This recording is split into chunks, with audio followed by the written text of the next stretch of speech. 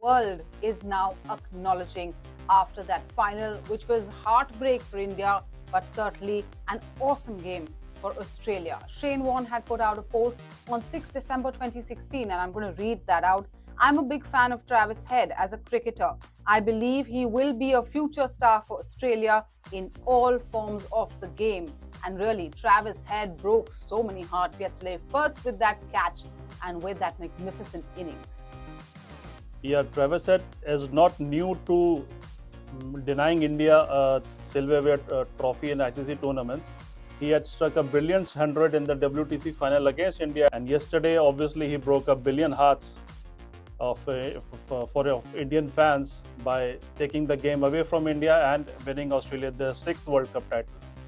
Going into the match, Pat Cummins had said something which, many initially thought was rather a cocky statement. He talked about how he knew that all the fans really in the stadium would be one-sided. They would be supporting the men in blue. And he said the real thrill would be to see, or rather to silence them. And he did exactly that.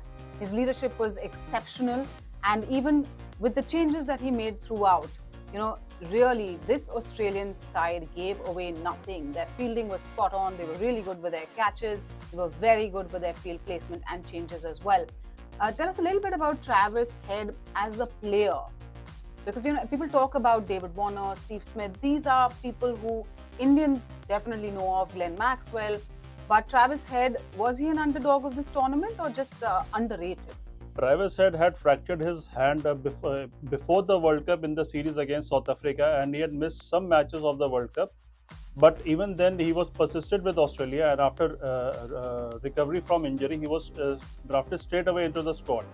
And against New Zealand also, I think in Dharamshala, he struck a brilliant 100, where Australia almost made 400 plus total. So tell us about Pat Cummins, the player and the captain, the leader who really made all the right decisions or at the right time, as it looked like on the field at least. Yes, many were baffled yesterday when Pat Cummins won the toss and chose to bowl, asking India to bat first. Even Rohit Sharma was said that had he won the toss, India would have batted first. But what happened towards the end of the match, then everybody had to do this and had to agree with Pat Cummins. And Pat Cummins brought himself in the attack yesterday when Virat Kohli had just completed his 50 and dismissed him. So Pat Cummins as a leader is exceptional, and he's not that kind of a player to say that we aim to hear a big crowd go silent. He did that on purpose for Milton games that Aussies are famous for, because Aussies always play to win. Whenever they play enough, especially in a final, they always play to win. And let me tell you that Aussies are potentially the only ones mentally equipped enough to be immune to a huge partisan crowd that was yesterday in Ahmedabad. And Pat Cummins also decided not to play IPL 2023.